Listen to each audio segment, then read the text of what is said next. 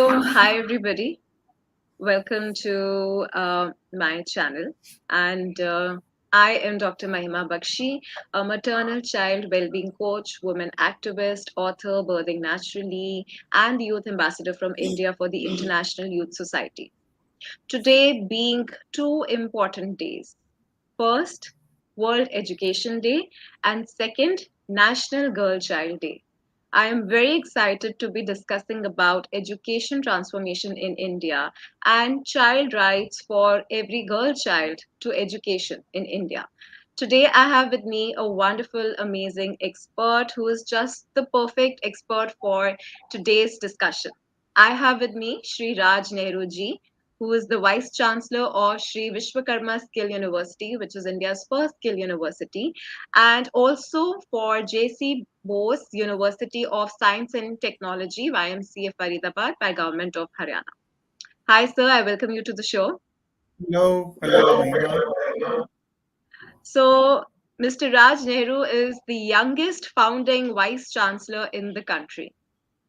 And also, he left his lucrative corporate career to serve the dream of transforming national skill ecosystem, which is on high priority in the state and the country. So, sir, how does it feel to be achieving so many recognition and awards in the education sector, especially, and for you to leave your corporate job and get into this? How was that transformation before we talk about transformation of education in India? I think it has been a very amazing journey so far. Uh, One of the biggest purposes and objective and the passion that I had was how we can contribute in this field where there are so many challenges that the country and nation is facing, given the advent of skill and vocational education. So when I moved out of the corporate world, it was a very conscious decision to move out and contribute in some more meaningful way. The journey has been very tough, very challenging, very complex because there are no set precedences of the past where we can actually benchmark with when it comes to setting up of a skill university. So it has been a complete phase of innovation, creativity, looking at developing something new and developing a team, developing people, bringing in good practices that can help us to achieve the livelihood and employability and opportunity to create more new opportunities for our youngsters. So it has been an overall a great journey so far for me, and I'm satisfied that we have been able to set up some good practices today in this institution, which are now being looked for forward by other states as well. One of the practices that we were able to set up was the dual model of education, which we call dual model of industry integrated education, where students learn in collaboration with the industry, and also setting up of the skill school, which is innovation skill school approved by the national the Central Board of School Education, starting from class 9, based on the innovative skill model that we have of design and it got approved by CBSE. Now the new class has already started in Palwal campus, and lot many aspirations that we have in mind. And I think in the coming days, the university will see that coming up and meeting up those objectives. Very nice. And we feel so happy to see, sir, that, we can see that passion in you to really do all this and to make a difference in the society. So we are very, very happy to see that. Thank you. So, sir, if we talk about the overall education system in India, how do you personally feel about it? I think one important thing we need to understand is that education system in India is going through a disruptive transformation when it comes to the when we compare it with the affordability, employability, manageability, and reach, technology. So, from many perspectives, our education is going through a disruptive transformation. We are again becoming, I think, if you recall, we have been one of the hubs of education in our past. We had great universities in the country like Nalanda, Takshila, Somapura, Udantapuri, Vallabhi, Sharda, Kantanur Shala, one after another institutions. But we had a phase where we had some disruptions. But I think India is again going to become one of the largest systems in the world as far as the education is concerned. There's no system has, in fact, in last 10 years, if you see the way India has grown in its educational system, there is no system in the world that can be as bigger as India and the way we have grown in the last couple of years. Uh, if you look at the country today, we have more than 300 million children, combined population of many European countries. More than 300 million students studying in various levels. More than 250, 260, or 270 million are the children in up to class 12th, and then more than 35 to 40 million children are in higher education. More than 1,000 universities, more than 56,000 or 60,000 colleges, and 10,000 standalone institutions. So India stands at the cusp of the growth of its education. And if you look at the global ranking of India, it has significantly improved in last couple of decades. Today, and compared to last year, India ranks at 34 among the global education ranking system. Uh, I think though there is a lot we have to do. Because I come from the corporate sector, I know it very well. In last couple of years, almost a decade now, more than 800 research and development centers have got opened in India by the multinational companies, and the only reason is because they think that India is a hub of innovative talent, and that's why they are opening their research and development centers. And they are not doing the local research. Believe me, they are doing the global product development researches in India. And when you compare the patents that are filed from India compared to their parent organizations, maybe in Silicon Valley or in Europe or in USA, the forward citations of the patents filed from India are as good as the forward citations of the patents filed from the other countries. So India is absolutely doing wonderful when it comes to education, though we have had many challenges, and it's not easy to take this entire broken system that we have adopted from the Britishers and continued with that out and align it with the past glory that we have had. But I think India is on the right track. That's amazing, sir. Absolutely well said. I totally believe with you on that. And, sometimes when we talk about the transition from school to colleges, there was a time when kids were struggling for 0.1% to get admission into DU, and how difficult it had become for kids to score perfectly well to get a good college to get a good college after class 12, which I think had suddenly started putting too much pressure also on students in class 12. What do you think about that? Look, that is all what we have had post the Britishers left India. The kind of education model we had, which was focusing on the memorization, which was focusing too much on the linear competition rather than focusing on the horizontal capabilities of children. So I don't think that is the right benchmark for us to really compare how the education in India is, whether the students of 98 or 99% marks is getting admission in Delhi. I think that's the tale of past years. I think we need to see beyond that. The way the new education policy is now going to become the beacon of light for India, and the way the learning is going to get transformed, I think that is something that we need to look at.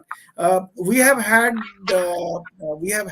continued with the same model of education, so I'm not going to comment on that. But my view is this all is going to change. What you said just Yeah. now, that all will change. It will get aligned to the preferences, potential competencies, as well as the individuality of a student, not the forced preferences on the children, but rather than on the preferred areas of the children.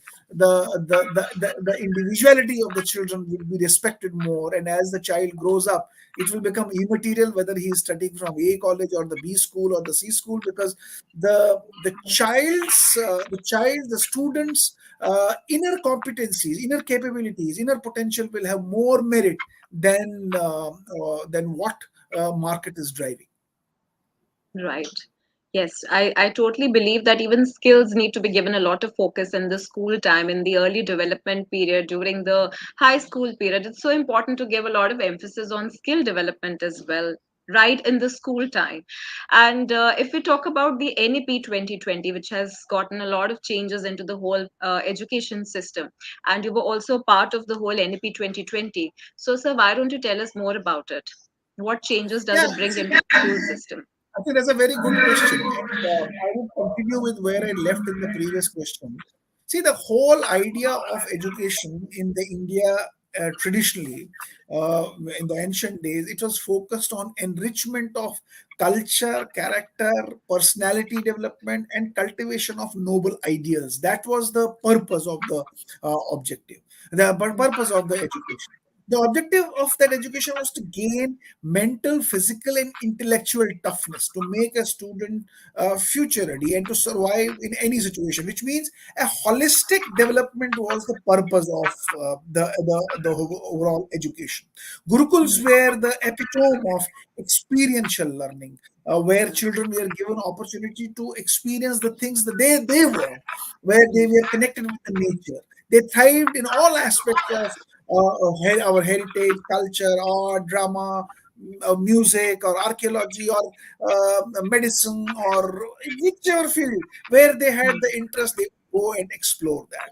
And that's why we used to call the educational hub in the past. Unfortunately, as I said earlier, also the British rule, there was primarily two motives that the Britishers had when they were in India. One was plundering the wealth of this land, and the second was what we had heard from the Darwin, white man's burden of civilizing the natives. So with these two intents, they looted the entire system, and that made a huge dent in our education system, drilling a black hole with the distorted narratives for our education, and the rote learning that got embedded in the system.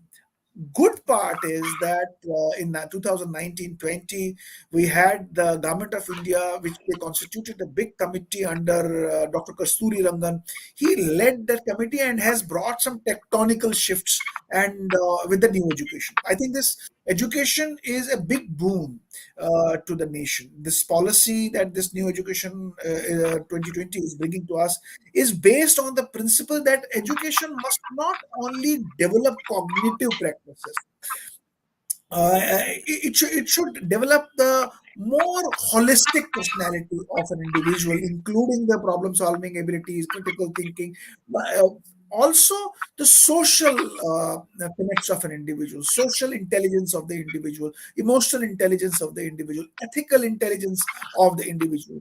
And that holistic development is the prime objective of the new education policy. It's an attempt to elevate from present standards of transforming our nation's sustainability into a vibrant intellectual society that we have been famous for. So I think the new education policy has brought some bright spots. The one bright spot I find is that we used to have a 10 plus 2 model, 10 plus 2 plus 3 model Yeah. in the education, and with that all the students for up to class 10th were painted with a single brush. But with the new education policy, the entire shift has been moved to 10 plus 2 has moved to 5 plus 3 plus 3 plus 4, which means now the age of the child for this 12 year 10 plus 2 has been broken into 5, 3, 3, and 4, which means now the specific requirements of the child at the age of 5, which we are missing completely at the formative brain development stages. Now, this is where the education will focus. His experience, his intuitiveness, his curiosity, his experimentation, his exploratory skills. And this is where the education will focus now, which we were completely ignored in the past education system. Besides this, the government has brought beautiful things like integrating the Lok Vidya. Lok Vidya is basically based on the standards of the erstwhile. We used to have 64 kala, आपने सुना होगा, 64 kalas.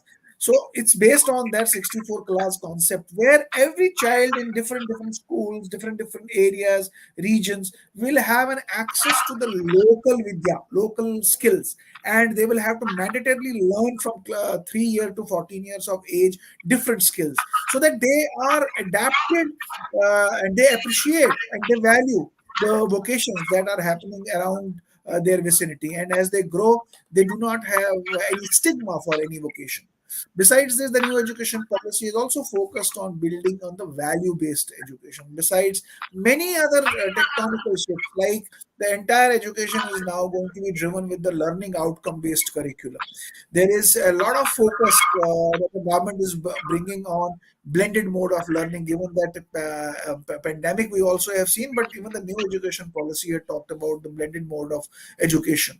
And there is a focus on the emerging technologies like machine learning, artificial intelligence, and you might have seen that it also talks about what we call these days this interdisciplinary education has become very important. So interdisciplinary education and multidisciplinary education is also becoming an important ingredient right from the class 8 onwards. So the children will have options. They will not be burdened with the only one choice that they have today in class 1 to 10. So they will have multiple choices where their interests lie. So the respect for their interest, the flexibility that has been brought in this education is phenomenal. As a child grows up in the higher education, there's a flexible entry and exit model that the government has brought in various levels of qualification. So if you are doing a graduation, you have the choice to pick up multiple subjects. You also have a choice to exit in each year. अगर आपने देखा होगा पुराने education system में, Oh, if you entered into the graduation once, unless you completed it successfully 3 years, you could not get a specific qualification certificate. But now in the yes. new education model, the option is with a child. A child can leave at any stage and successfully take a diploma or an advanced diploma or complete his graduation or come back to education. And this will promote the lifelong learning. So that's another area that the education policy is talking. It's also talking about the three language formula where the mother tongue is given the preference. So the children in India, we have 70% living in the rural belts, almost 20% in the tribal belts. Mother tongue has always been ignored. And if you look at the countries which are the most developed nations today, like Ireland, Finland, Germany, Australia, Austria, these all countries have largely given their mother tongues. So I think India has a huge potential when it comes to leveraging this new education. The research is becoming very important driver for the higher education.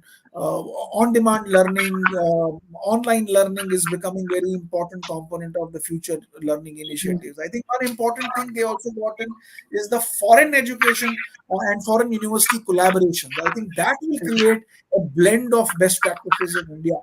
So I think new education policy, I personally feel the way it has been conceptualized, the vision that is behind this is absolutely amazing. What needs to be seen is execution, because we are very good at Yes. conceptualizing. We have Yes. been we have challenges in execution. I think execution will become the biggest question mark in the coming days. I absolutely agree. I mean, I wonder whether we have enough trained teachers to execute all this to the students to run hybrid models. If there are a lot of schools who are offering hybrid models, but how difficult it must be for the teachers, and how much training we are going to give to the teachers to ensure that it is applied on regular basis in the school system. So I think that is going to be a big challenge. Yes, that's true. Yes. And also, I'm hoping that parents are going to understand that it's not just about scoring in their exams. The child also needs an overall good exposure to other skills in life. And I'm just hoping that the pressure on children is going to reduce. In fact, I remember I'm myself an author with Penguin, and I had read this book by Narendra Modi ji, which is called Examination Warriors, that how children during examination period need to prepare themselves for the real life ahead and not to just score marks in the exams. So I think a lot of such great initiatives are being taken at the government level, and we can already see that a huge transformation is happening in India in the school system. Today, also being National Girl Child Day, I would also like to ask you about the girl rights to education in India. So, how do you think we can still encourage more girls to step out, to go to school, keeping the pandemic time in mind that a lot of if we talk about the lower socioeconomic status children, they probably would not have exposure to online system or not have exposure to internet. How can we still ensure that those girls still get their right to education and don't get to lose out on their right to education in this pandemic? I think that's very important question, and also a need for the country. See, yeah, individually, I personally feel educating girl contributes uh, uh, to overall economic progress of the nation. Uh, and when I say this because if a mother is educated, the family overall will have a better chances of getting educated, because mother is the one who takes care of their infants in the early stages of life and shapes the thinking, the preferences, the abilities of the newborns. So girl child's education is significantly important if we have to really impact the overall economic progress of the nation. Besides this, I think if you look at various studies, they have also shown that the brain functioning of the male and female, there's no. I don't want to put a stigma on the male brain, but researchers have shown that the women are more right-brained. Their ability, their emotional stability, their intuitiveness, their imagination, their ideation is far uh, better when it comes to certain situations. And we as a country, as a nation, as a society, if we are not able to leverage that side of the brain for the nation, for the society, we are missing on certain aspects. However, I see two things. One, India has seen a significant amount of progress as far as the girl child education is concerned. If you look at the female literacy rate in 2001 or 2000, the female literacy rate was around 54%. Today, India's female literacy rate is around 65-66% against the total literacy rate in India, which is around 75-76%. But I think where we need to focus is there are huge dropout rates among the women, among the girl children, because the society is still not yet evolved completely. Being a society which has got different ethnicities, regionalities, and religions having different preferences in their different social contexts. I think girl child and girl education has become the second priority for families who have the lesser economic advantages. So that is where I see most of the girls get dropping out of the education. That needs to be changed. I think government has brought some good policies. Many states Yeah. have brought some good policies, and the girl dropout ratio has increased, but that is still not sufficient. So one thing is India needs to tap the dropout rate of girl children. The Right. government needs to put some schemes on families who give priority to girl child's education uh, in their families. So some schemes have to be taken out, which can help. I think more women teachers need to be deployed across the countries. Some role models, some best examples. They need to be brought out in the country. And I think this COVID has also seen a lot of disruption. Despite families, they had challenges, economic challenges. The first axe was on the girl child. Their education or their facilities were cut. वो एक mindset का एक problem है. So I think we all, on the one side we have to fight the mindset, on the other side we have to fight the policy systems, and I think this government has taken some good steps. I'm sure in the coming days we'll be able to meet this challenge. So I'm hoping so too, that more girl children will be able to get their complete right to education, and keeping the SDG goals in mind, right to education is one of the most important rights, and we want that equal rights to girl children should also be given. So on that note, I would wrap up this session. So any takeaway message for the audience for today? No, I think the message from my side is do not run after the competitions. Do not push your children to compete. Let them push their inner potentiality. Let them push their inner individuality.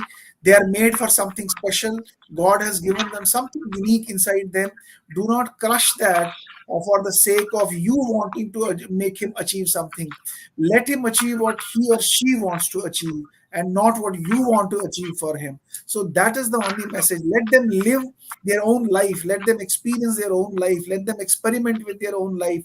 Let them bring out the best for which they have been created by God for us. And that is the right thing. As Vivekanand said, the education is the manifestation of the potential already that exists inside a human being. So let that already existing potential in the child be allowed to grow, nurture, and expand. And that's the purpose of this whole discussion that we are having. So beautifully said. So, on that note, I would like to thank you for sparing out time for this discussion. Thank you so much for sharing such great information. And I'm hoping that more parents are going to understand and are going to give that space to their children to grow. So, thank you so Thank much, you. sir. It was a pleasure talking to you. Same here. Thank you. Thank you. Bye bye.